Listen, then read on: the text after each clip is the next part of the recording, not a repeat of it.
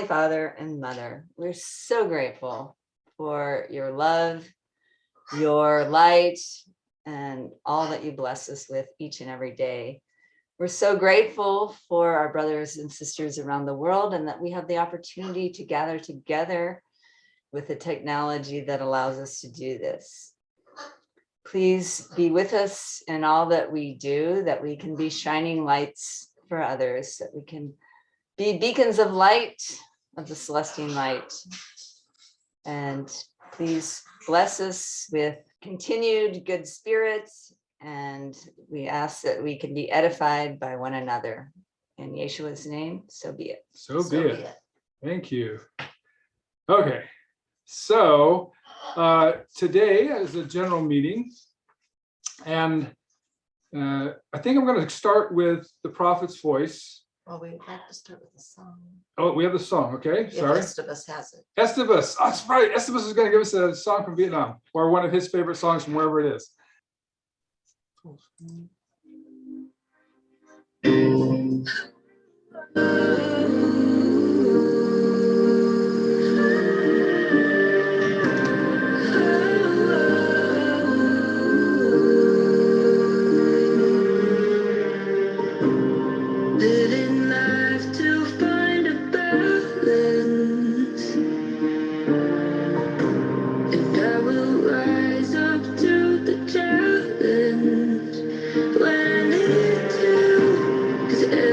I need is right inside me.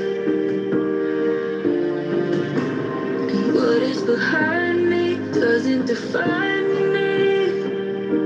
And as my consciousness awakes, I've forgiven my mistakes. I'm living my truth. It's what I choose. Feel the fear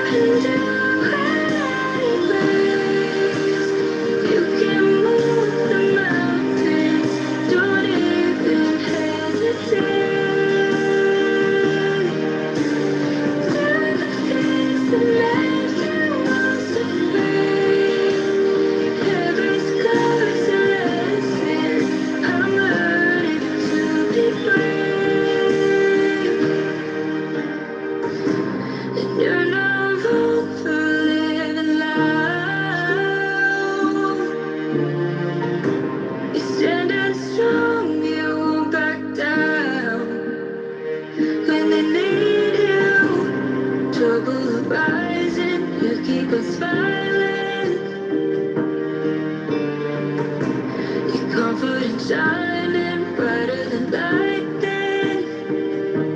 And as my consciousness awakes, I've forgiven my mistakes. I'm living my truth. It's what I choose. Oh, that was good. Oh, what a beautiful song. Beautiful. That was really awesome. Yeah. Great selection, Estivus. Yeah. You like it? Yeah, Love it. Yeah, that was Yeah. had really, it was good music, good singer, and excellent message. Yeah, the words were powerful. And, Thank you. Yes, So glad that you like it. Yeah, very inspiring. You get to select songs anytime you want. It reminded me of, because it's talking about being brave and conquering your fears, and it reminded me of many years ago, something we did that I hope to do with all of us again when we have everyone here for a gathering, but is we had a wonderful fire walk where we took a whole cord of oak firewood and we burned that giant cord of oak firewood for about 4 hours? A long time. No, it's longer than that. 6 hours. Anyway, so that whole giant cord just became a bunch of red glowing ashes, and we spread red glowing embers, I should say, and then we spread that out over about at least a 6 to 8 foot area. So we had a fire pit that was just red glowing coals, and then we had everyone walk through the fire. And that is very empowering because it's certainly a natural fear we have. And when we overcome it, it helps us realize we can overcome a lot of other things in our life too.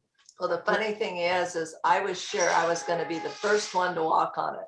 And when it came down to it, I stood there, it's like, no way. I was way towards the end before I think I walked on it. Yeah, it kind of reminds me of when I first did skydiving. So I skydived twice and I hang glided twice. I skydived at 35,000 feet twice and I hang glided at 10,000 feet. So when I first went on the plane was going up. And everybody was on the plane like, "Are you scared? Are you scared? Are you scared?" Nope. Nope. So still going up, still going. "You still scared?" I said, "Nope." That door opened up. I looked outside. I was like, "Ooh, I'm 35,000 feet. Yeah. I can't go back now." Woo. And then the guy was saying, "You ready?" I'm like, "Yeah." "On the count of 3, we're gonna jump." I was like, "Okay, 1, 2." He jumped at 2. And that was it. So after that, it was like, free falling, at 65 miles an hour, 75 miles per hour. It was beautiful, and then I came down to the ground and I landed. I said, "I am not scared of anything anymore." And I did that. I did that twice. And hang gliding, I did it without a parachute. I hang glided at 5,000 feet without a parachute. Sister Erica was like, "What the?" Yeah, I'm a little crazy one. Well, that's on my bucket list. I'd like to do something like that. There's a picture of my brother. I think the only time he skydived, he was young, and they took a picture right when he went out the back. He was going out backwards out of the plane, and he has a look of pure terror on his face. But like you said, if you can do that, overcome anything. So that kind of reminds me of that first moment. This is if you come to visit, this is hang gliding paradise here. We have all these mountains and valleys, and so really updrafts, and so there are certain places that the hang gliders go, and once they launch, they can stay up in the air all day long from where they launch from, and they go down, and then they catch an updraft and go back up. Fun spot. It's a good feeling. It's a good feeling when you do that. Freedom. If you'll call up the Prophet's Voice, we're going to start with that. So I'm going to start with the Prophet's Voice, and I'm going to put it up for you to be able to read I'm going to read it aloud and then put it up for you all to be able to read along. Now, the reason I'm starting with the Prophet's Voice rather than any of the other things that we have, or our wonderful talks that we have from other members today, is I'm a very, as most of you who know me know, I'm a very optimistic person, but there's a lot of things in our world that we need to be aware of. And so the Prophet's Voice is not real upbeat at this point. I'm trying to make it as much as I can. And so I don't want to end with that at the end of our talk. I'd rather have it at the beginning of our meeting and then have more upbeat things from the wonderful talks by Dansha and Brother Reggie.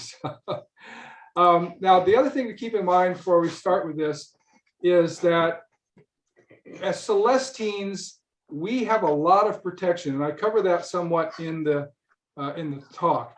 And there's going to be several topics of this talk as time goes on, and I'll add to it and hopefully get it all done and be able to just send it out to you in an email. But this is going to pretty much just be on a single topic today. It's a very important topic, and most of the things that go on in the world, our group is so small we can't do much effect on them. But this is a very, very important thing that can change the whole world, and we have to be able to do effect on it. And so we'll talk about that. Okay, so sharing is up, right? So we're ready to go. Everybody can see this? Yep, okay. I'm just going to read it, and you can read along. Hello, my dear brothers and sisters of light. Welcome to 2022. It is looking to be quite an interesting year with both pitfalls to be aware of and opportunities for growth and prosperity if you are alert and aware when the flow of blessings comes to you, and then act upon it before the moment passes you by. I will share with you the knowledge I have gained from visions I have seen about the coming year and some into the years beyond, plus the words of caution and advice I received from Miriam, the angel of the covenant, in her stewardship to watch over, forewarn, and forearm the children of light. Looking at 2022, there are many macro events that will potentially affect each individual. COVID is an example from 2021. Even if neither you or anyone in your family contracted the virus, you were still affected by it in many ways, from vaccination requirements to restrictions on activities, mask requirements, and COVID's contribution to inflation due to supply chain disruptions and labor shortages, as so many people had to quarantine, retired, or were fired from not being vaccinated. I want to stop right there for a second and ask a question to our two members in New York. From what I've read in the news, you guys have some pretty restrictive COVID requirements in New York City. And so I was just curious as to how people are coping with those requirements about not being able to do this or not being able to do that unless you're vaccinated and masked. So because you have some of the most severe ones in the country, I wanted to find out firsthand how people are coping with the restrictions that you have on COVID. Is that why you're leaving, Erica? Yeah, that's one of the reasons why I'm leaving. Actually, my daughter had COVID last week. She came back from Dubai, and she didn't have COVID when she got on the plane, but when she got here, so we don't know if it caught it from the flight or from the hotel or whatever, but I mean from the airport, but she had it. But yeah, now people that have there's a lot of fake vaccination cards, and they're putting you in jail up to a year for that. And there are a lot of fake people that's in the system, and I think it's up to 3 years for that. Is that right, Brother Reggie? Yeah, it is. People are walking around saying that they're vaccinated and they're not really vaccinated, and they're infecting people all around them, left and right. So that's the same thing with people having fake vaccination cards. You know, I think it's a felony for 5 years. For doing something like that. But just like, you know, Sister Erica mentioned, there's a lot of restrictions. You can't go to movie theaters without showing your vaccination card. Nope. You cannot go to certain restaurants, except if you go to certain restaurants in Long Island, they don't really check. But in New York City itself, they check, you know, if you have, if you go into a restaurant, they ask for your ID and stuff like that. But I've been to like certain areas, like I went to a pizza parlor place. You know, they didn't ask me for anything like that. And they ask you to wear your mask when you go into the stores and stuff like that. And if you don't, you know, you have to not come in. The trains, they ask you to wear your masks on the train and the buses. So it's been slowly been indoctrinated into the system, but some people are rebelling against that. And my issue with it is they keep adding more boosters to it. So like, Yeah. I mean, when is it going to end? Yeah, It won't. Yeah. And We're not getting any. We very reluctantly got the original 2 shots because our one of our daughters wouldn't let us see our grandkids without the shots. But we said no boosters. That's not going to happen. yeah. But- Same here. We don't have the restrictions. I mean, it's pretty restrictive here, but not like New York, Yeah. where and might be a friend of ours from New York, he went to visit, I forgot what country he went to visit. And when he got there, he had the card, and I guess it wasn't a real card. And he called us and he told us, they told him, even though you have the card, we know that you were not vaccinated, because there's actually a tracking device in there so we can see if you were actually vaccinated or not. And he said that he was blown away. He said they didn't arrest him or anything, but they let him know that they knew that he was not vaccinated. He was the card fake? Oh, sorry. Yeah. Yeah. Mm-hmm. Yeah. wow. Yeah. Oh. Mm-hmm. Scary. Yeah, well, it was one of the Scandinavian, was it Sweden? Yeah, Sweden. That they put something as a tracking device, or they were. Oh, well, that's okay. We don't need to get into up to 10. I just wanted to ask about New York, and thank you for sharing that information firsthand to know. So it affects your lives than what they're forcing people to do in many ways. Okay, let me get back to the prophet's voice. And thinking of the effects of COVID, it's good to remember that Miriam warned us about what was coming way back in February 15th of 2020, when nothing much was yet thought about the insignificant new virus that had popped up in China. And we're very blessed. We are very blessed to have Miriam as our angel of the covenant. First, a word of caution when reading the prophet's voice. Nothing revealed is set in stone and unchangeable. Everything revealed shows the current path and where it is leading, with the final destination still to be determined, depending upon whether the path deviates in the future. It's kind of like predicting the weather. The closer you are to the event, the more accurate the forecast. The further away you are from the event, the more variables can be introduced in the days to come that alter the forecast or the timing. Thankfully, in many cases, there is hope to change looming bad outcomes to better, more beneficial outcomes.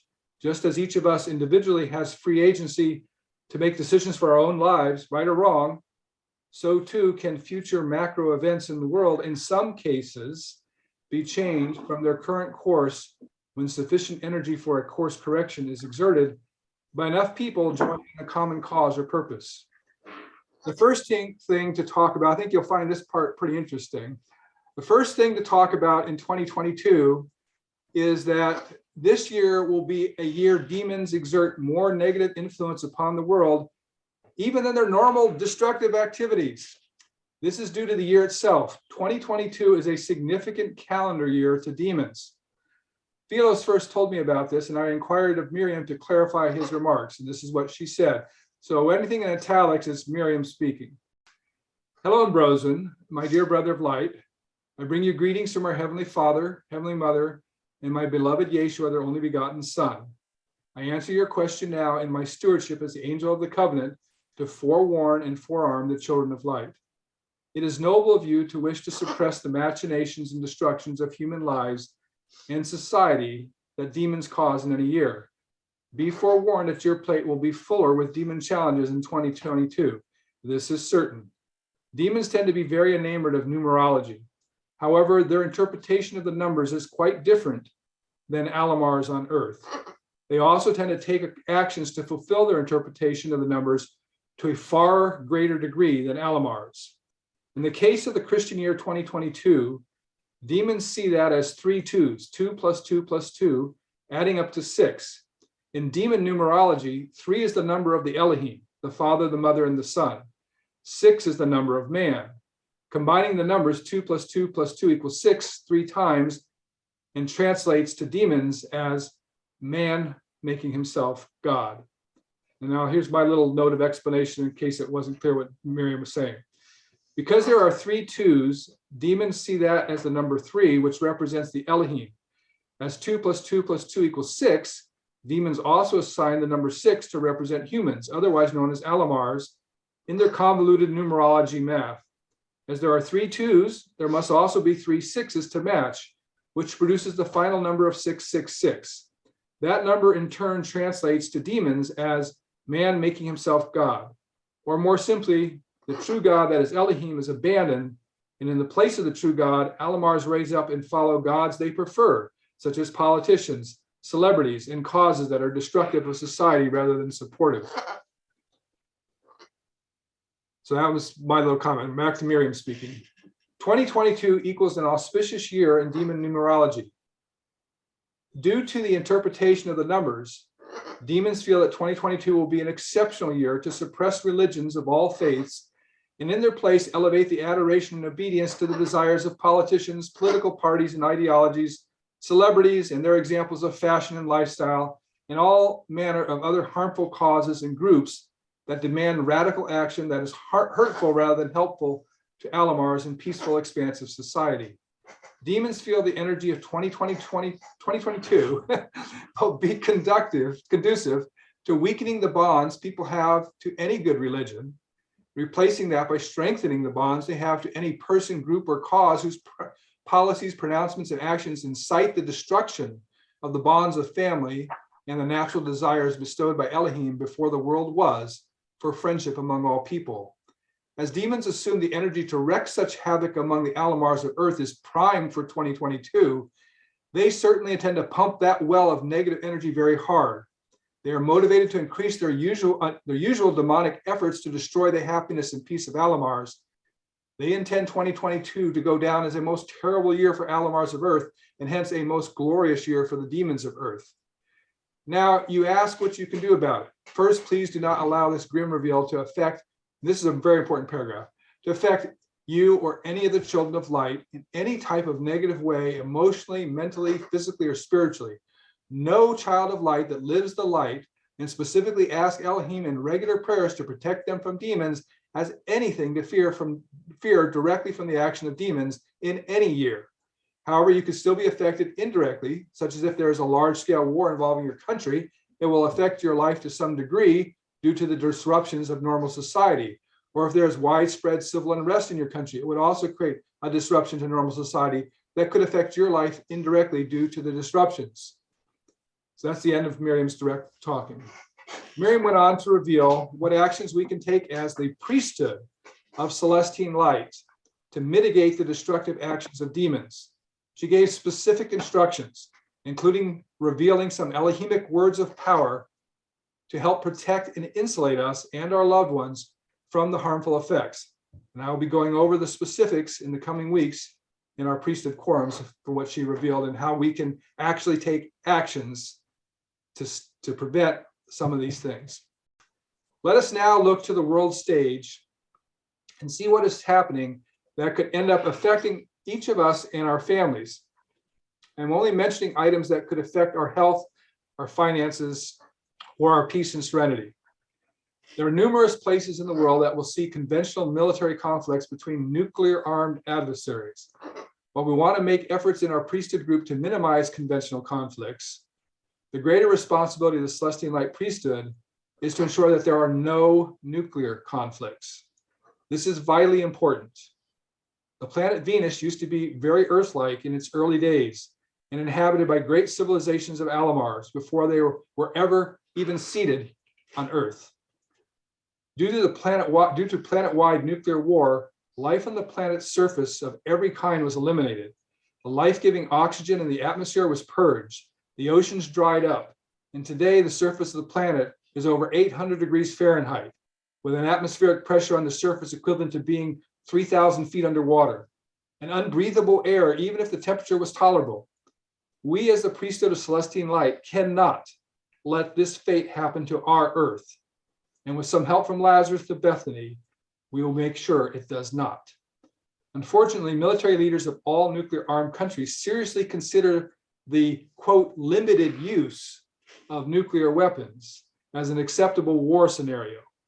And apathetic citizens of most countries give nuclear war little to no thought, especially if it only involves conflicts between small countries with few nuclear weapons, such as India and Pakistan, Iran and Israel, or North Korea and anyone their fearless leader is unhappy with. Not even looking at the fact that an intended, quote, limited use nuclear war could unexpectedly escalate into a global nuclear war, any exchange of nuclear weapons by adversaries, no matter how limited, will have a devastating effect upon the entire planet. I am speaking at length on this subject because the threat of nuclear war is higher now than it has ever been since the dawn of nuclear weapons. Combined, there are currently over 15,000 nuclear hydrogen bombs in the world. That is enough to drop 4 nuclear bombs on every city in the world with over 100,000 people. Think about that for a minute. There's enough nuclear bombs to drop 4 on every single city in the world over 100,000 people. Most modern nuclear weapons are hundreds of times more powerful than the 2 bombs dropped on Japan in World War II. The largest is 3,000 times more powerful than the bomb dropped on Hiroshima. Think about that for a moment. Oh, by the way, we checked with the Japanese fellow how to pronounce Hiroshima, because we say Hiroshima in English, but he said the correct way to say it in Japanese is Hiroshima. Think about that for a moment. The single small nuclear bomb dropped on Hiroshima, Japan at the end of World War II leveled a major city and killed over 100,000 people. Today, there are nuclear bombs 3,000 times more powerful than the Hiroshima bomb. Extrapolate that. If one small bomb killed 100,000 people, a bomb 3,000 times more powerful might kill 300 million people just with one bomb. Most countries possess nuclear weapons, or more countries possess nuclear weapons today, and more are prone to irrational acts of stupidity due to being led by dogma-guided religious or ethnic leaders, or those who would not hesitate to kill as many people as possible if they felt backed into a corner of defeat. Let us put to rest the false concept espoused by many world leaders that a, quote, limited nuclear war is acceptable. Let's, for example, imagine a nuclear conflict between Hindu India and Muslim Pakistan. Both countries came into existence in 1947 when the British India Territory was relinquished by the United Kingdom and was partitioned into West and East Pakistan and India. Since the inception of independence, these two countries have already fought 3 major wars, 1 minor war, and many military skirmishes. Both countries are now armed with nuclear weapons. Between the two countries, they possess over 300 nuclear bombs that can be transported by missiles. Both Hindus in India and Muslims in Pakistan have fringe but still large populations of fanatical religious adherents that have a great hatred towards members of the other religion.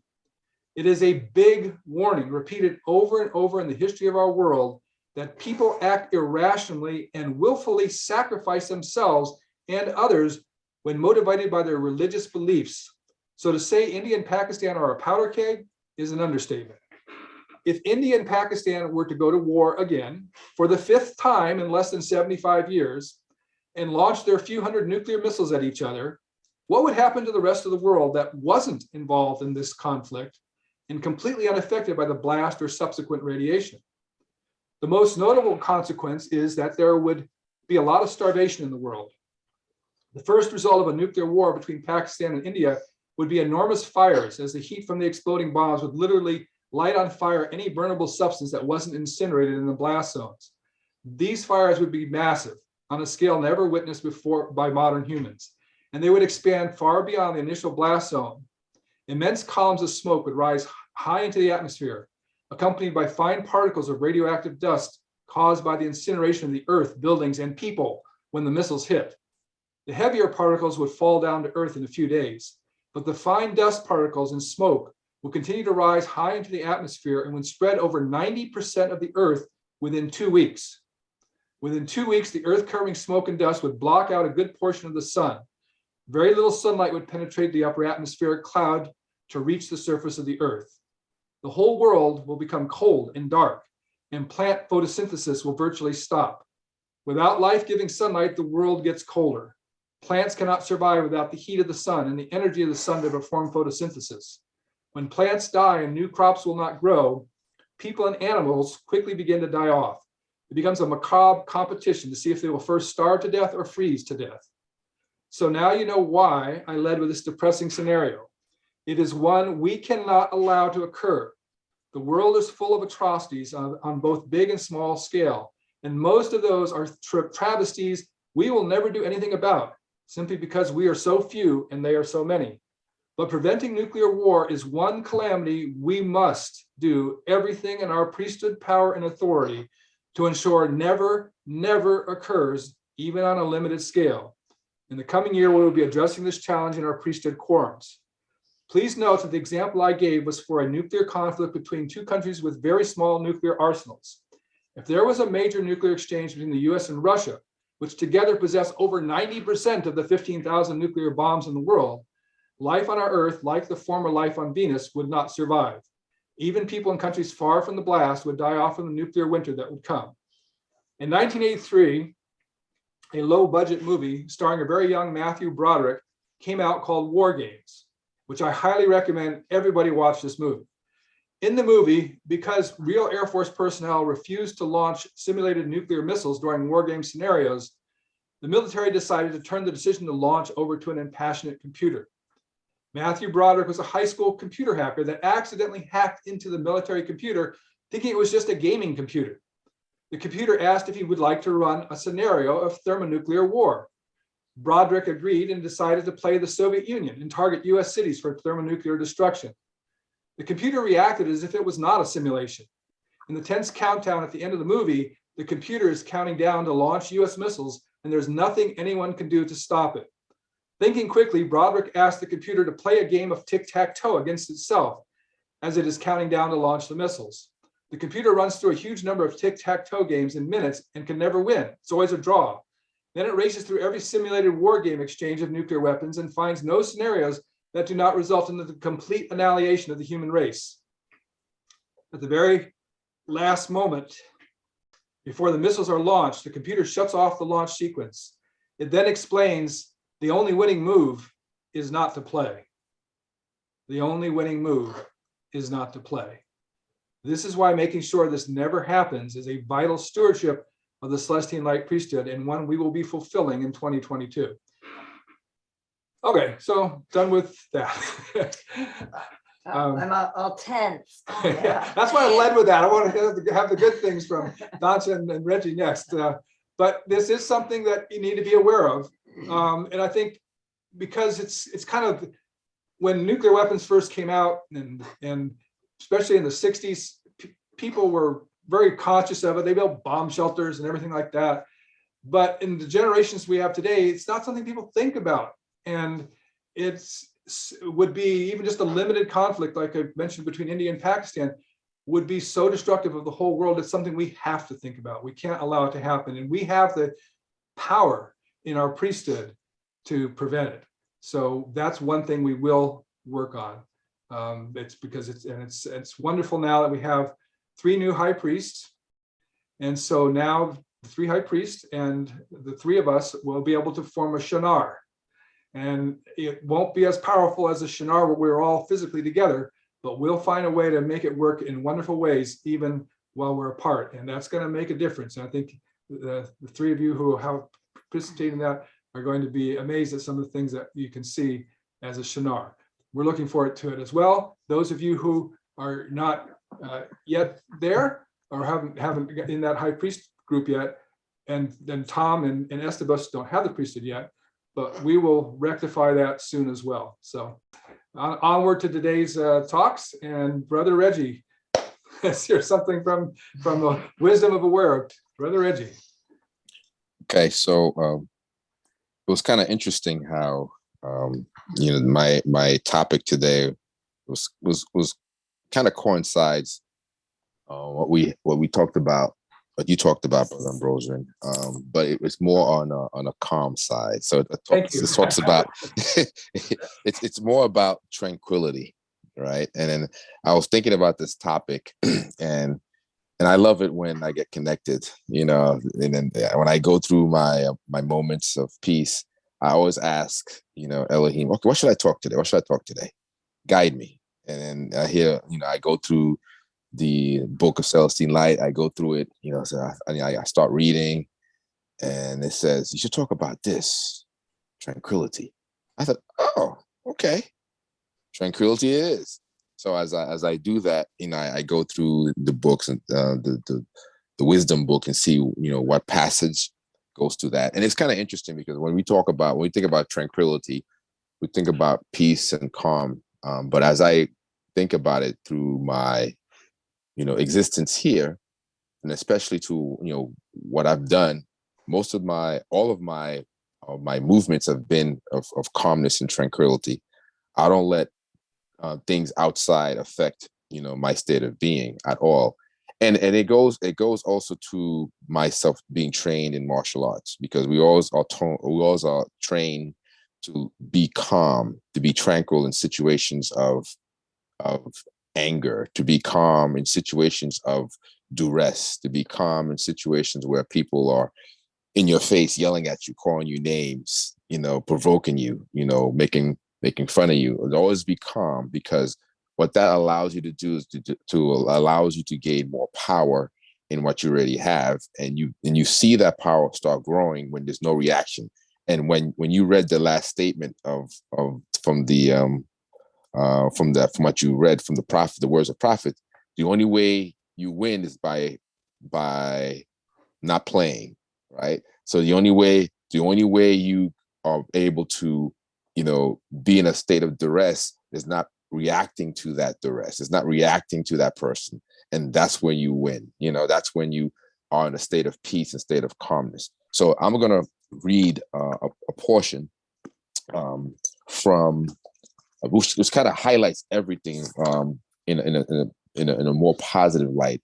It's from Vivus chapter 45, verse 126 to 131. So I'll read that at the moment. Life is meant to be lived in tranquility and joy. And these come from contentment with less, not always seeking more of the things of the world. Fulfillment and happiness come from quiet days with your wife or husband, playing with your children, listening to the concerns of your brothers and sisters of light, being of service to your community, being a good steward of the land, and to all the creatures of the earth. If you have all the treasures of the earth, but you have not these things, you are most destitute among men and a pauper in the world to come. Behold the fowls of the air. They neither sow, nor reap, nor gather into homes. Yet Elohim feeds and cares for them. If Elohim so loves the birds of the air and cares for their needs, how much more are you loved and cared for? Why do you worry about tomorrow? Sufficient is the day for itself. Which of you, by worrying or planning for tomorrow that may never come, can add one day to his or her life? Verily, in worrying and working for the tomorrow that may never come, you sacrifice the day that is in your hand. So just by this itself, this passage, we get a message from, Yeshua and Elohim, how to live your days, how to be present at the moment and not worry about tomorrow so much. Yes, be aware of it, but not worry so much because we are all protected by Elohim. We're all protected by the light. And with that being said, I testify to you and my brothers and sisters of light the truth of these things, and I do so in the name of our brother Yeshua of Nazareth. So be it. So be it. That was So be So it. be it. So be that it. was good. Thank Very you. good. Thank you. Thank you so Brother much. Reggie. And that dovetailed well too, because what I was talking about, what Miriam's talking about, what that passage talked about, putting those two together is very important because the most important thing in our lives is the present today. One of my favorite little sayings that I don't know if I got it right, but it says, the past is gone. The future may never occur. Today is the life we have.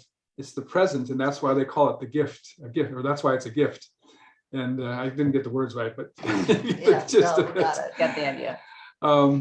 and yeah, so the present is very important. It's important to think about the future and to be working for goals, but it's also very important not to worry about the future. One of the nice advantages of having Miriam to share things with us about things that were coming is we don't have to worry about them. We just prepare for them. It's just like, oh, I'm going to go on a fishing trip today. What do I need to go on a fishing trip today? Well, I need this, this, this. Well, it's the same thing for preparing even for things that are very momentous in this world. And one of the interesting things too, I should mention, because Sister Erica and her family are hoping to move out to Oregon this summer. We certainly hope they do as well. And because of what we were talking about earlier about the nuclear scenario, this is one of the few places in the whole world that even in that scenario would be all right. And the reason is because of where we're located and the prevailing winds, both in the lower atmosphere and the upper atmosphere here.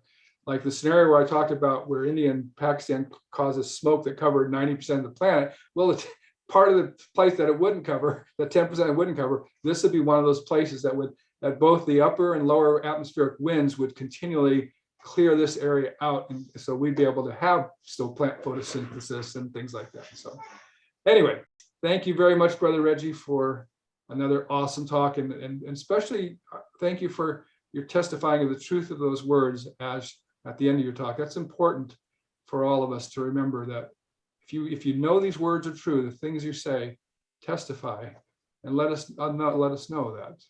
Sister Dansha, what chapter are we on today?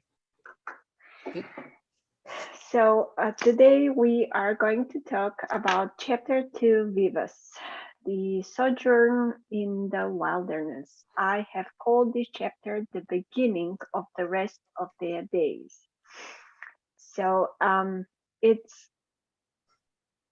a spark. This chapter, along everything we said, the message from Miriam in the prophet's voice, and the speech for tranquility from Brother Reggie, it's summed up here because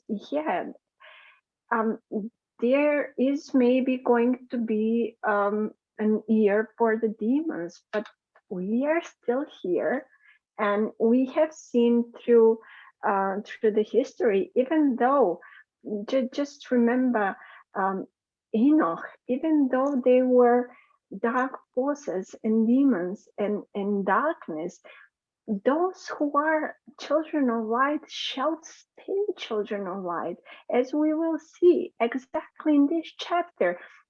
There is, in the prophecy of Yeshua, there is a verse that says exactly what are we going to do in such a year. Yeshua already left a prophecy for us for exactly these things that will happen. So even though I'm always surrounded with darkness, a word plus, it's a darkness plus. We already live in a dark world, but I am already in how you say in English. I can hardly wait for we as a priesthood to start to moving the chess table. We are not going to play chess with demons. We are going to move the rug from their feet so they cannot even play. That's Miriam was wise. Miriam is wise when she said, "We will win by not playing. So we will make them no field so they can play." This is the best part we have as Celestines, an intelligence from the light which is ever evolving. This is our advantage. We'll just sweep the rug off from their feet so they cannot play.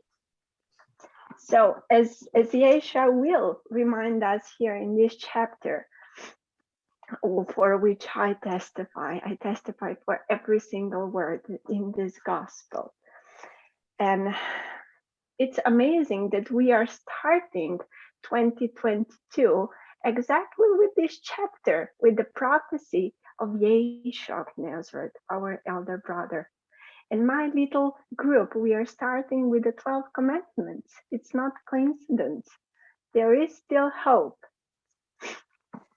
So this chapter begins that both Yochanan and Yeshua have this inner calling. They both felt a mighty pull, so they can go away from their family and go in the wilderness. They didn't know for how long, as long as Elohim needed them to be there, and they just, as always, they just said to their families, "We feel this pull, we must go." Miriam was a little sad because she is the perfect witness, but Yeshua said, "You will stay here with the children, and Lazarus will keep you safe, and all the rest of the family. But this is something Yochanan and I should do."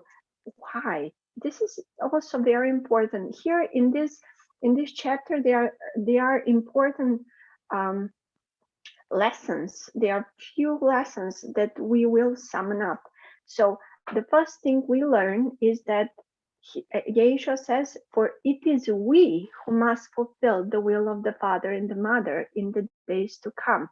So this is why we are also called to be high priestess and high priest and a new ordination, because it is our time. There is an order, and this is why Yeshua said to Miriam, he said it's not her time to speak to Elohim, because her time has not yet come. But Yochanan's time, in my time, Yeshua said, we are now coming forth. So this is why we are called to speak to them, because it is we who must fulfill the will of Elohim. It is their time now. And they go into the wilderness and they stay there for 5 moons, almost 5 whole months. And they ate grasses and leaves and fruits and enjoy in each other's company. And they meditate and they sun gazed and they did the contemplative movements and they fasted and they spoke so much in visions with Elohim the Father and the Mother that this was the days when they got the message of why and who are they. And another thing for all those who exercise yoga, there is a verse here. There is a misconception in the sun gazing. Most yogis do this not quite right. And here Yeshua gives us a formula how to sun gaze. We need to sun gaze each morning when the sun is rising and at the evenings when the sun is setting for exactly 12 breaths. So breathe in, breathe out 12 times. This is the proper exercise of sun gazing. And this exercise, together with the contemplative movements, together with the fasting period, together with going away from society, will lead us as it led them to receive visions, to communication with the Elohim. So this is a whole formula how to be connected with Elohim. And what Brother Reggie said, you need to get away. You need tranquility because you listen to God only in the silence of yourself. People who speak too much, who listen to YouTube or anyone else, they can never connect with God because you listen to God. When we want to listen to Elohim, we need to stop talking. Just stop talking. Go into your balance. Center yourself and just listen. Even Yeshua and Yochanan, they listened. For 5 months, nothing happened. But then, miraculous message was directed into their visions. They did got messages, plenty of messages, plenty of visions. They spoke to Elohim, the Father and the Mother every single day. But if Yeshua moved from society to go in retreat in the Sinai desert to speak to Elohim, can you imagine we ordinary people what we must do? And people expect to speak to God if they go to church for 5 minutes. It's impossible. So we need to follow this example of Yeshua, how to speak to Elohim. And what did they get from speaking to Elohim? This was the time that they both find out who they were. In this chapter, there is the declaration of Yochanan for who is Yeshua, because he said, verily I declare that you are an Elohim, even the Son of Elohim, come upon the earth in the flesh, and the anointed of Israel that has been prophesied. This I have always known in my heart, but now I know it in my soul. For my body is alive with light from within when I think of this great truth. Yeshua bowed his head, and Yeshua said to Yochanan, and you are the prophet Elias. Come again, as was foretold by the prophets. And so grateful I am to our heavenly parents that we can share this life together. So it took Yochanan and Yeshua 5 whole months being away and just listening, being in the tranquility of their spirit, doing so much sun gazing, contemplative movements, meditation, being a direct bridge to Elohim. And they already knew for 80% who they were and why they are here. So they needed this long. Can you imagine for us how much we need to believe in Elohim so we can see them, so we can be perfect witnesses for their existence? We know that they exist, but we need to be innocent, like Yeshua says for Miriam. We need to stay innocent for a very long time so we can prove our worthiness of the calling. You do not get to speak to God if you just pay to go 2 times a week in some group meditation that you gossip. It doesn't go like that. This is what the Asia and Yochanan teach us. You need to learn the art of listening. And then they say, well, they know it is only here in the desolation and quiet of the wilderness that I have finally come to fully understand why I am in a mortal body and why everything must come to pass exactly as our father and the mother have revealed to me. So even for Yeshua, it is here in this remoteness, in this listening, in this whole time of stillness that he finally knew who he was. This is the chapter of revelation. And Yochanan and Yeshua finally know who they are and why they are here. And then Yochanan, seeing what he saw, he says they spoke about their deaths, but Yeshua kept him still, and he said, yes, we will die in such terrible death, but more important is how we live in the years that remain to us. For in the good soil of the garden of truth and light that we create in the days to come will grow men and women of great power and faith.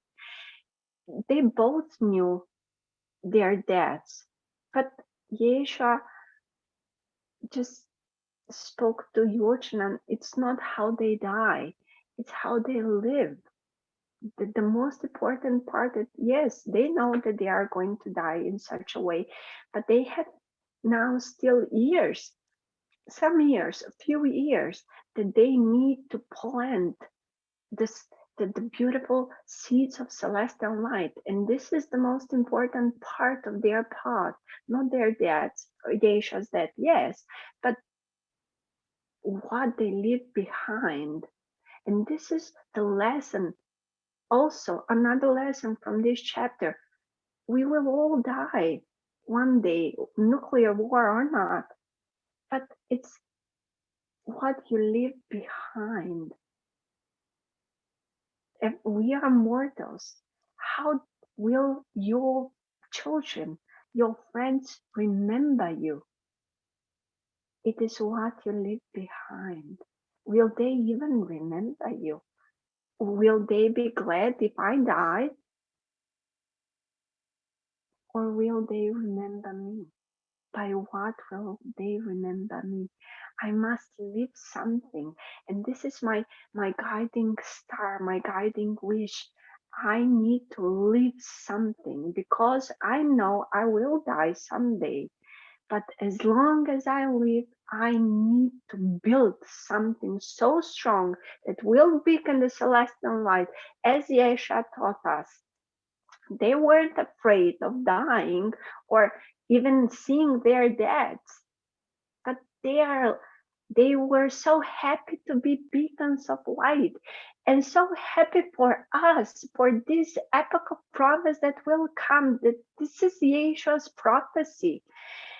And he says, but that which arises in its place, meaning, because Yochanan said, yeah, we will plant these beautiful celestial seeds of light, but it's in a very quick time after we are gone, and after the apostles are gone, there will be a quick perversion of all our words.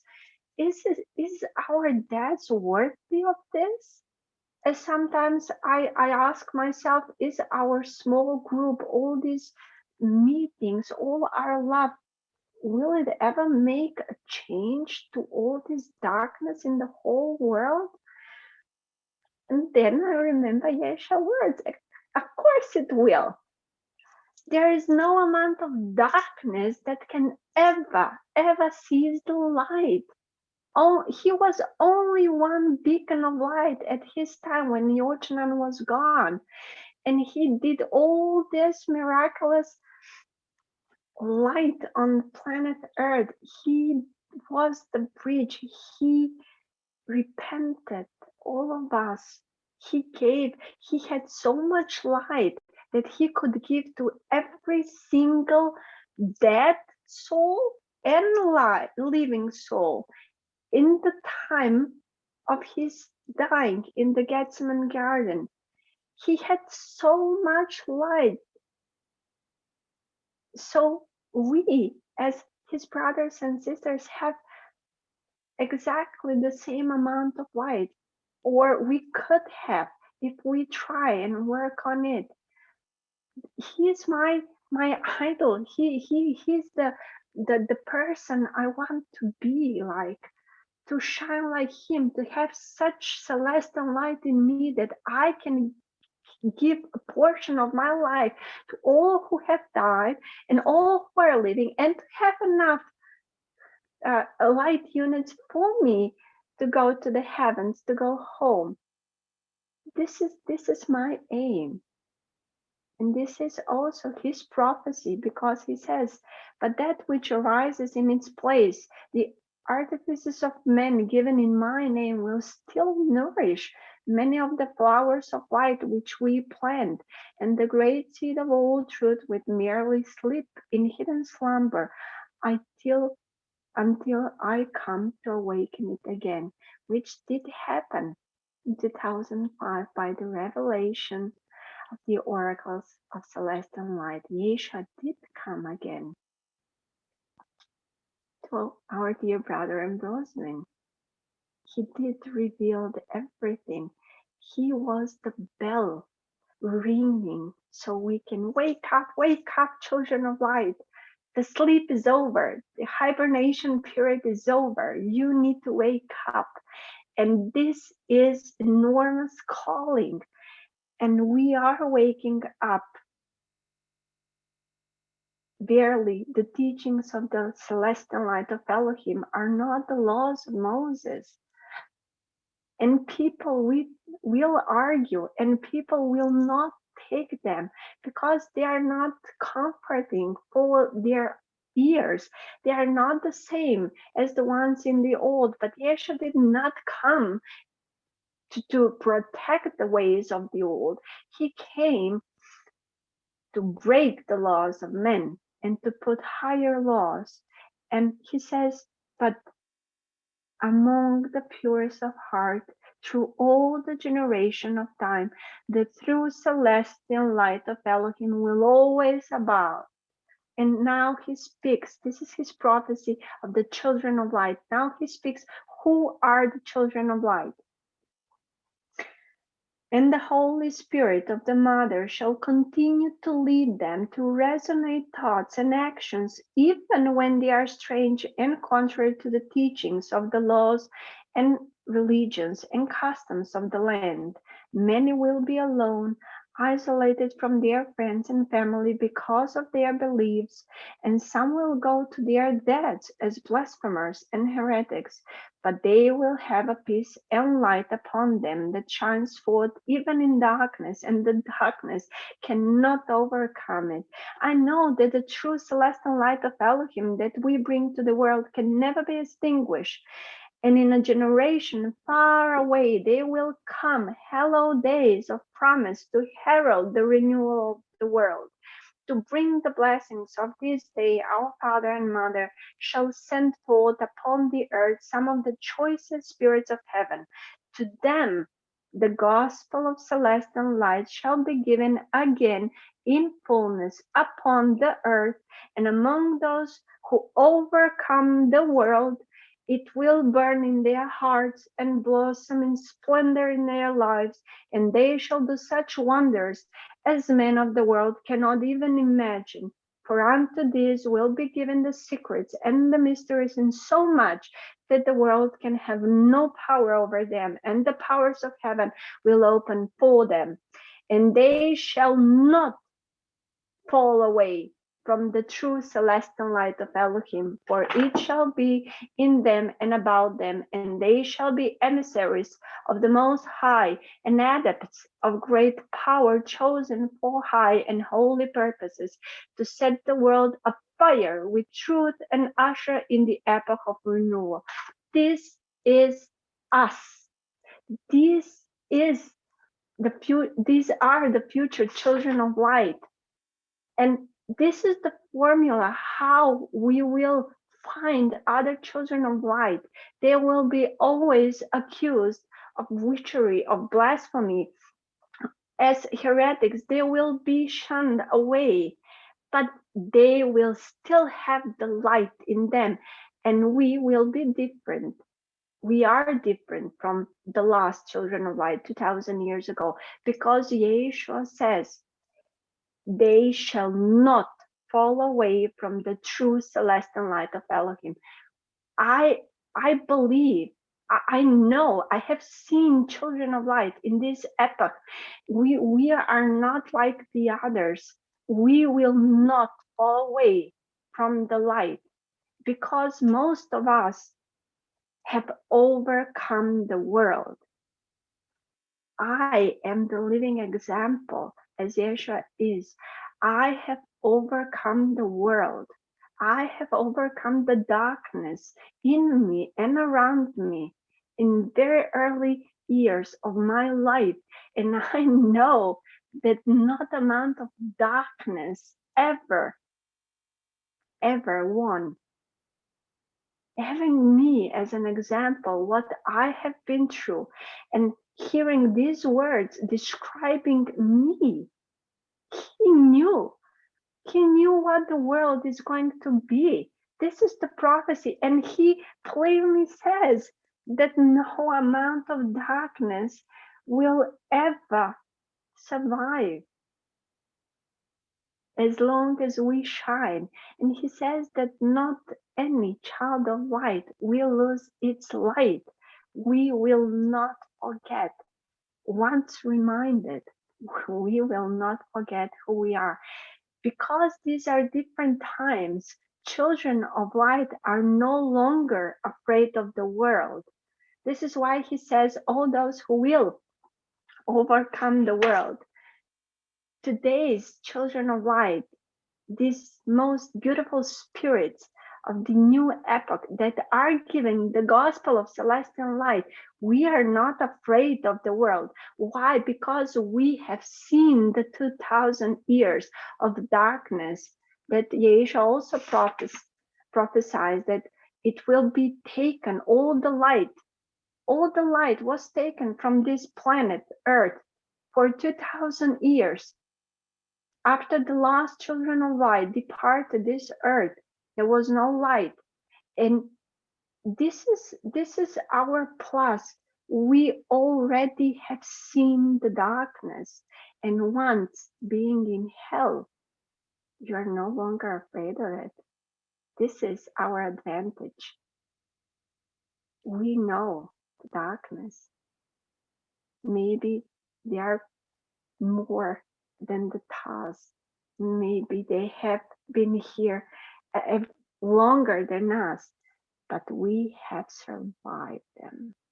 And we are the epoch of promise. We have an enormous mission in front of us, but we have seen the darkness. And we are still living, and the light hasn't been extinguished. I survived. All of us have stories that we survived, so we will survive. Now, nothing will break us down. and we are warriors of the light, and we have made the covenant of the baptism by fire, which was missing from all the other religions. This fire is the ticket out from the darkness, this fire to conquer the darkness, this fire to bring forth the light. This is why we were baptized. This is why we are summoned here on this planet, so that we can fight. And the other children of light, they were gentle souls. All the apostles, if you read, they were gentle souls. We are fighters. This is why I believe that we will win. And I believe in Miriam's words that they are new words of power, and we will be adepts in all the paranormal abilities and psychic abilities and the gifts Elohim will give us, because we are those who are the beacons of light, and we are protectors of this planet Earth, and we will help Lazarus, and we will help all those others who choose to shine, and we will fight. This time it's not just teaching, it's fighting. This is why we all in this group know how to fight, literally, physically, psychically. We all have survived our battles. We already won the world. And if you remember the three circles, the circle of Mother, the Father, and the Son in the path of three, what did Yeshua said? In the darkness, if you just remember who you are, you have already won. We remembered who we are, and we baptized and made covenant with Elohim and promised him that we will shine forth, and we have already won. So I testify that as Yeshua and Yochanan found out who they were and found out why they are here, I just did. Speaking to you today, I just find out why we are here and who I am. We are the warriors and the beacons and the teachers and the chosen one to protect, to find all the children of light and to save our planet. And we are the children of light, blessed with all our abilities that Elohim have. And what Elohim has, we have. And as Elohim are almighty, we can be, and we can win.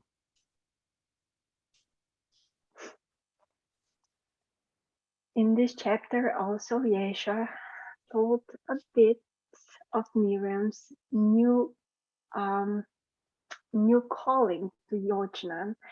And this is most important also for us, because he says, but because of her personality and temperament, her calling will manifest more strongly than it would in others, perhaps even more than it would have in you or I if her calling had fallen upon one of us instead.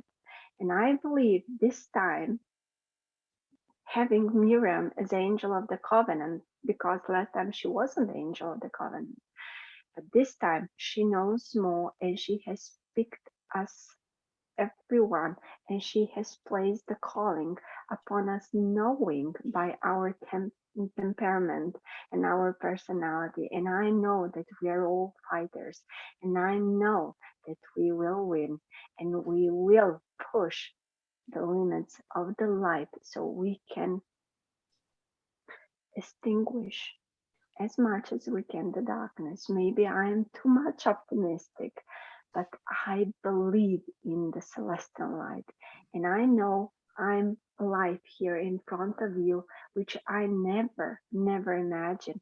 Not even the callings I have and the humbleness I feel in my heart, but by being spoken by Elohim through our dear family of light and brother and Rosalind, if I was chosen, if I survived, everyone can.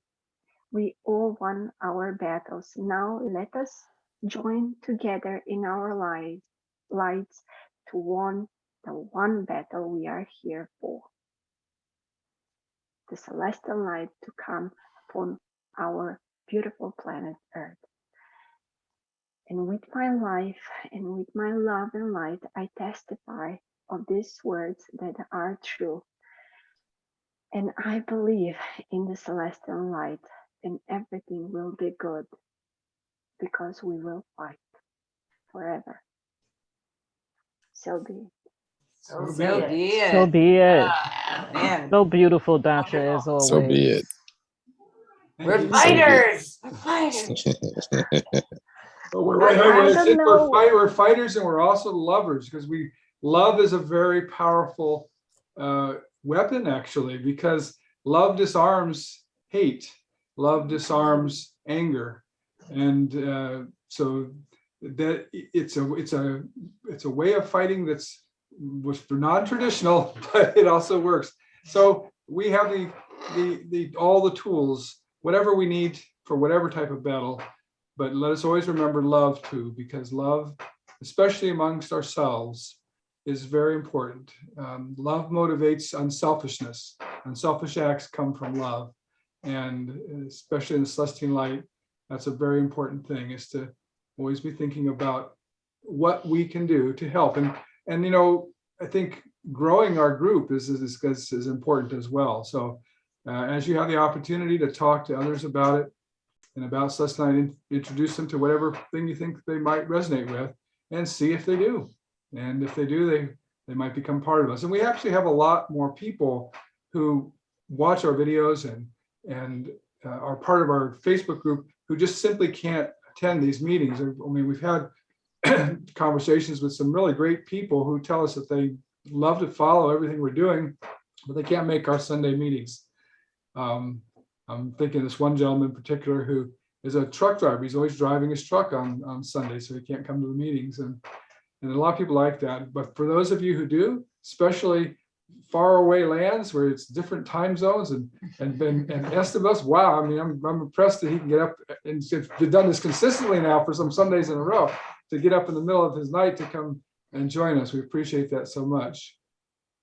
Yes, we do. Now, we also have a message from Brother Keyl, right? Yes, but I just wanted to make a comment about this chapter because it's one of my favorites, and because Yeshu was talking about us. And there's one verse, chapter 33, that I'll read. Verse 33. Yeah, verse 33, sorry, in chapter 2. That says, but that which arises in its place, the artifices of men given in my name, will still nourish many of the flowers of light which we plant, and the great seed of all truth will merely sleep in hidden slumber until I come to awaken it again. And I thought that was interesting that was verse 33, and that was how long he lived. And he's talking about this time and bringing the light and waking us up. And that I believe that it's that reference to that verse that, I don't know if the energy was out there that was misinterpreted to think that he was actually going to come back physically, but he doesn't need to come back physically, as we know. We have him in the oracles of Celestine light. Well, the thing I get out of that verse too, there's multiple things in that verse, is he talks about that basically the seeds that they plant of light, even though the world, as Dante said, went into darkness, that the seeds were planted, and that, can you read that, the first part of that verse again?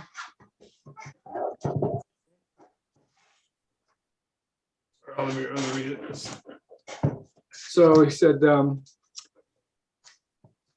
but that which arises in its place, the artifices of men given in my name. So basically he's talking at that point about religions that are going to rise up based on the artifices of men, but are in using his name to motivate people. But he said, even then, that still will nourish many of the flowers of light which we plant.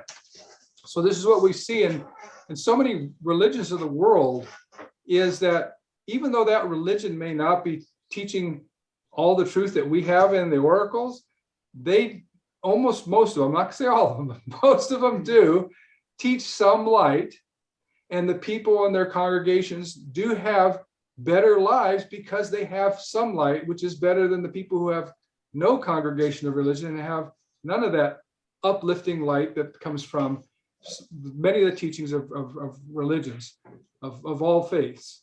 And like I said, there are some exceptions to that, but for the most part, I would rather see a religious person than a non-religious person, because regardless of the faith, because I know that in their religion, they're going to be taught how to be a better person and how to treat other people better. And so that's something else I take out of verse 33.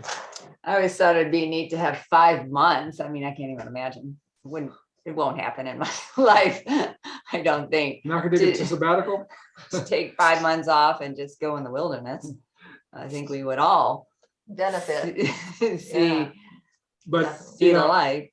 To me, the wilderness is, we're fortunate. We're surrounded by wilderness where we live, and it doesn't take long to be far from people. And that's something I've always felt, such a personal regeneration of my spirit, of my heart, of my energy, everything, to go out in the wilderness. One of the things some of you know, we do is we go out and gold mine, painting in the streams and stuff. It's fun. But the main reason that I go is to be out there, because that gives me an excuse to get out in the wilderness and to not hear any sounds of civilization, just the sounds of nature and things that Elohim created. It's very fulfilling for me. Yes, well, I try to take time every day to go. We live in the wilderness, so to be able to go out. And so now I'll think of this chapter, and I'm taking 5 months of days, single days, add them to my life. So we have Brother Keyl. Well, first let Sister Erica, don't you have a talk? Yes, I do. My talk today is on gratitude. Oh, wonderful talk. Yeah, my talk is on gratitude. So let me start by saying that gratitude, the dictionary's meaning of it is the quality of being thankful, readiness to show appreciation for, and to return kindness.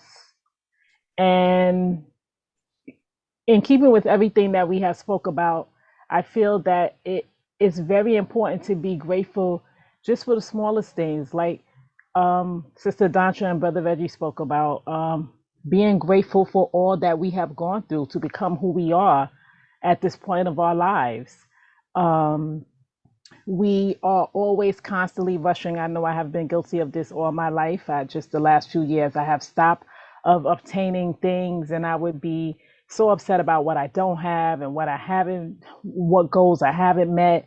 But especially with being with the Celestine light, with all of you, my family, I have learned to be grateful just for the smallest thing, the trees, that I have clean water, that even though I'm not where I want to be at in my life, I have a roof over my head, that I finally found a religion that resonates with my soul, that I feel good about, that I look forward to coming to every week. So these are some of the very small things that we have to be grateful for. My family, my husband, who is my soulmate, my children, even though they get on my nerves to no end. All of these things, there's so many things when you think about what you don't have, just stop and think. Just be grateful for everything that you do have, because you could not have, there's somebody somewhere wishing that they had what you have. And so to just be grateful, for where you are in your life, all that you have gone through, everything that you have gotten up to until this point. And I feel like the more grateful you are, the more blessings come into your life, I watched a TED talk with a quadriplegic, and he was saying that he is so grateful just for being, even though he can't walk and stuff, but that he wakes up every day, that, that he can just have talks and learn how to appreciate, which he didn't until he got into that accident, the simple things. So I just want to encourage all of you, my family, and I testify to these things because I've been through them, to just be grateful for where you are. um because Elohim, he created us, and we're such wonderful beings, and we spend so much time chasing things that are not important. The most important things that we should be grateful for are life, that we were blessed enough to come here and have this experience. If you have our family here, even if you don't have a husband or whatever, but this is a family, to be grateful for that. And just stop and think about all the wonderful things that you have to be grateful for. And I testify to these things with my brother Yeshua. So be it. So be it. So be it. That So was be it. excellent. Thank you so much, Thank Erica. you. Thank you. Yeah. Erica. Yeah, that was good. That was good. It's Thank you. reminded me of, Dansha was talking about leaving a legacy. She never used the word Mhm. legacy, but she talked about leaving legacy. And Sister Erica also talked about being grateful for those things. And I know when we look at our lives, Sister Erica was saying, what's important in your life, not the things you're chasing, but what are the important things? And I think the things that are important or should be important are the things that we can do for others, especially if it's in a legacy form. That's even greater, because then you're doing for others even after you're not physically here anymore. And also what we can do to grow in our family and our relationships, because those are things that are eternal. Our relationships come with us. So if we leave behind something good in the world that's benefiting others, that's a legacy. That's something.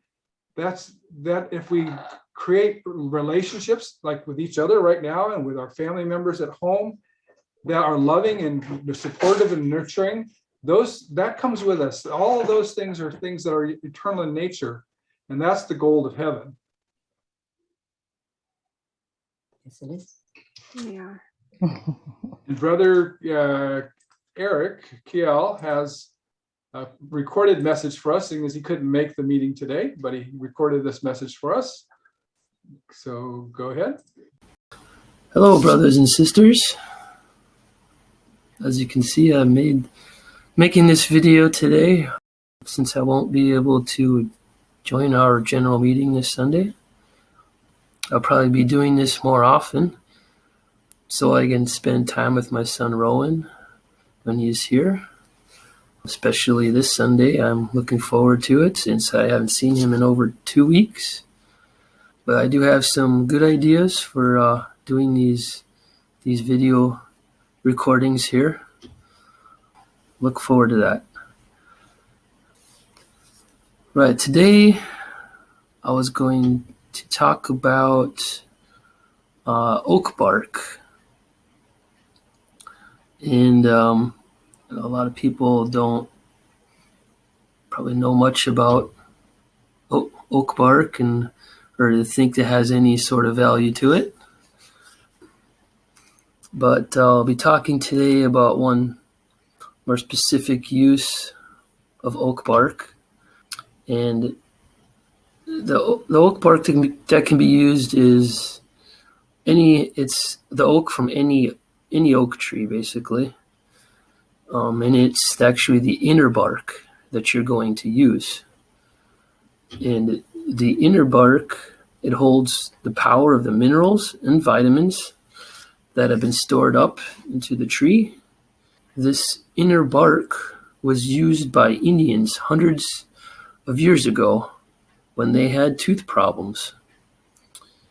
And they would take the inner bark of the tree, peeled thinly, and they would put it up inside the gums in the upper and lower lips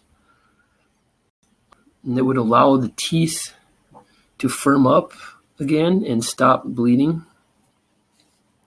I actually want to tell a story about using this oak bark because I think it will be more memorable rather than just talking about the herb.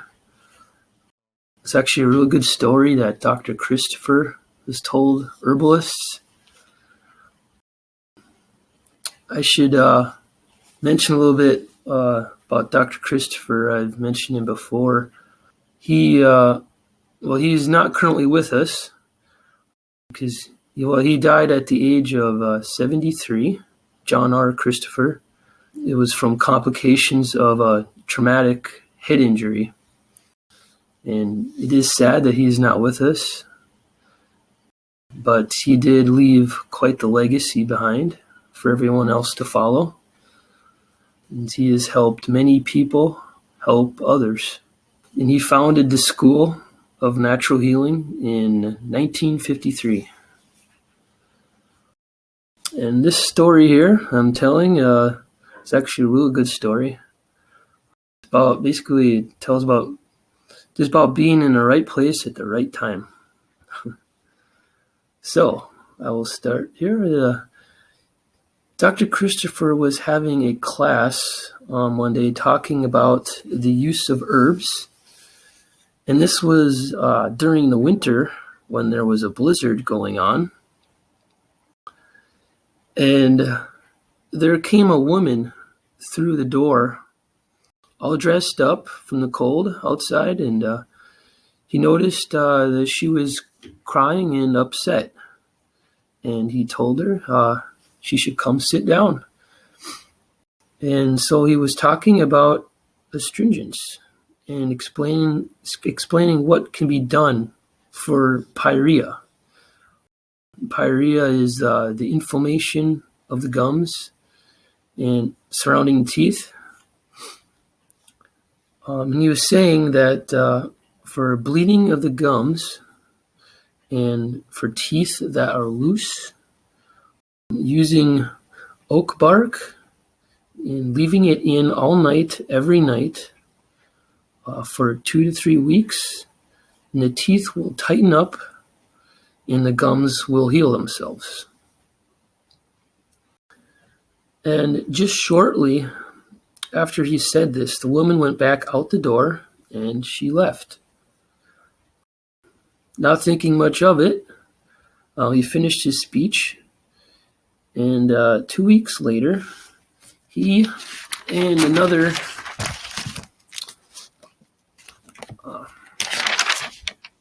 he had another one of his speeches at the same place. There happened to be a lady that he said sat down in the front of the class. And this woman raised her hand, asking if she could say something. So she goes on saying that a short while back, she noticed that her gums were bleeding and that the teeth were coming loose. And she was in her mid-30s. Her teeth looked perfect. They didn't have any fillings, but every one of them started to loosen. She said she had went to go see a doctor about it. And he says that he had never seen such a bad case of pyorrhea before. She asked him what she could do about it, since her teeth looked perfect. And the doctor told her she would have to have her teeth pulled after making an impression and the gums trimmed down and fake teeth put in.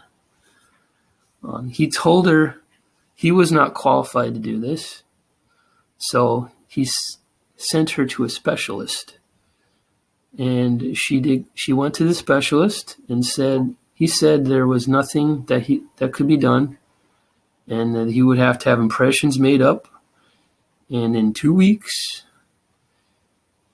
she could come back and he would pull her teeth and put the false teeth in. She said that she went and stayed at a hotel for that night. Obviously, she was pretty upset about the thought of having, to lose her teeth. And so she couldn't sleep and she was exhausted. So she decided to go outside and dress up for the cold, and she started walking the streets, not knowing where she was. As she was walking, she happened to see a big store window with the light on and a curtain pulled, and she heard someone talking inside, and she thought she would step inside to get warm. And at that moment, when she stepped in, she heard Dr. Christopher saying he was going to explain what to do for pyorrhea. She said she would not have stayed for any other reason, but hearing what Dr. Christopher was saying about pyorrhea,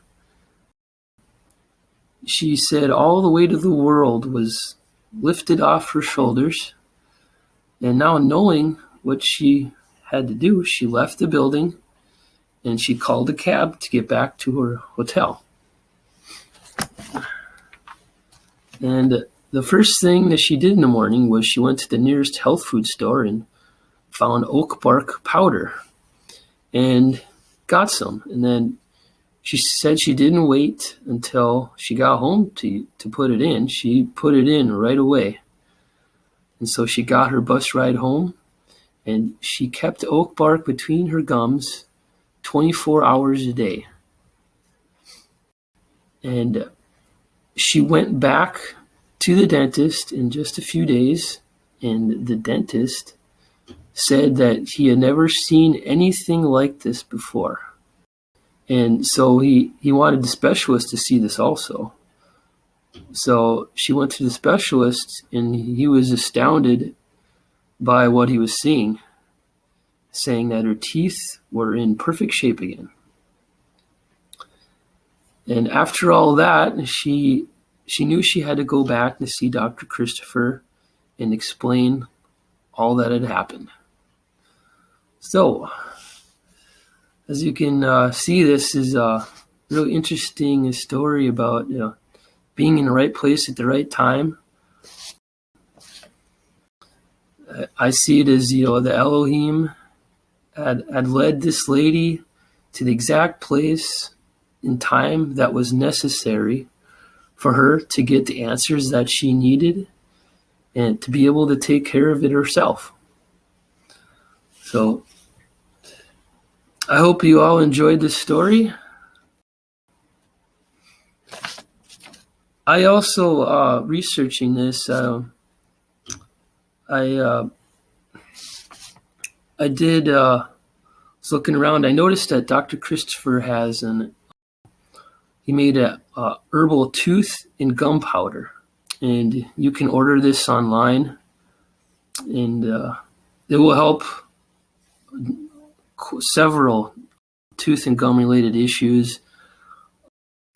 And I've read a lot of reviews of people using it, and there's very good reviews on it. And I've tried many of his herbal supplements. This is one that I haven't tried yet, and so upon researching this, I decided to get it for myself now. So I'm going to be trying this out as well. It sounds pretty good. So I hope that that this all can help you or help someone else with this general issue with pyorrhea or just general health of your teeth and gums. So I guess that's all I have today. I hope you all enjoy your Sunday. I know I will be with my son. So I guess I'll say namaste, brothers and sisters. Oh, that was great. Yeah. Well, that experiment worked really good. Yeah, that was beautifully taught. Yeah, He it can wait was. with us, and we will enjoy his wisdom. Yes. Beautiful. Oh, it's nice to be able to have him with us even when he can't be here Right. live. Right. We're going to do real quick Angel of the Week and Word of Power, and then we're going to say goodbye so everybody can get back to their day, and Brother Esteban can get back to his sleep. You remember, so something we should have spoke about the days before is to remember today is Fast Sunday. If anybody remembered, we'll try to be better at reminding people of before the Fast Sunday actually occurs. Yeah. So It's just the first Sunday of every month. first Sunday of every month. Yeah. And it's a time where we can fast for approximately a 24-hour period. It doesn't have to be 24, but from basically you finish dinner on Saturday night and you fast until dinner on Sunday night. Which can be early. Right. We sometimes do our dinner a little earlier. And your fat and how you fast is up to you. You can fast eating and drinking nothing, or you can fast just on water that during that period. Or teas. Or teas. Herbal teas. It's up to you how you do your fast. But the money that you save from not fasting is something that if you have a way to donate the money you've saved from fasting to some type of food bank or food support that helps people who need food, that would be a wonderful thing. And the angel I've picked for our week's angel is the angel of vision. And he's in the angel book, he's number 26 and page 179, which will be a little different from your pages. But the angel of vision is very interesting for the things that we've been talking about, because I'm going to read right out of the book. Having the ability to envision the big picture, to be able to conceptualize how the steps of today are the foundation for tomorrow's grand building is an essential component of success.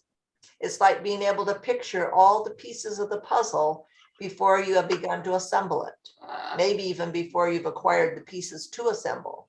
Oh, So okay. the angel, and let's say his name is Zeres. The angel Zeres opens the minds of those who call upon him. He allows them to see beyond the bogged down routine of the present and to clearly envision a more expansive future. So he's a great one to call on for what everybody's going through, I feel, in today. And it also is great whenever you're beginning a new venture or a project. Or moving to Oregon. Right, big or small. He's not good with the small details, but he works on the bigger picture, and he can help you to see how, like if you're going to build a house, he can show you a vision of how the house will appear when it's done. So he's a little more on the bigger picture for that kind of thing. But so we're going to call on him now. And everyone can use him in whatever way they would like to have his stewardship. So Zeres. Zeres, Zeres, Zeres. Please come to us. As we need, so let it be. Zeres, Zeres, Zeres. Please come to us. As we need, so let it be. Zeres, Zeres, Zeres. Please come to us. As we need, so let it be. Zeres, thank you so much for being here. We love your stewardship of vision and something we can all use in our lives at various times. And so however each one individual wishes to be asking of you, they can do so individually. And we just ask your assistance for us all. Thank you, and we love you. So be it. So be it. So be it. Okay, the 2 words of power that I chose today, which I felt goes along with everything that we're talking about. I've used them both before. Neither one are in our book. So if you have something to write them down with, the first one is Elohim. So that word is to connect with the divine in and around you. So not only is it the name of Heavenly Father, Mother, and Brother, but it's a word of power that we can use to connect with them. And so we can do that now, starting softly. We'll build in power. Elohim, Elohim, Elohim. And the second word is chasarel. That's S as in Sam, HASAREL. Chasarel. And that's to connect with love to all life. Connect with love to all life. Very worthy goal. And we'll begin softly and build in power. Chasarel. Chasarel. Chasarel. And I testify to you that these words are powerful. Use them to Indeed. help us and help the world, or help us Yes, they are. individually and help the greater world. All right, thank you both. And thank you, brothers and sisters. Anybody have any final comments or questions before we say goodbye till next week? All right, love you so much, everyone. Thank you for being in my life. Take care. Yes, we love you. Namaste until next and we week. appreciate Namaste. each and every one of you. Namaste. Love and light, my dear Namaste. family. Show your lights with love and joy.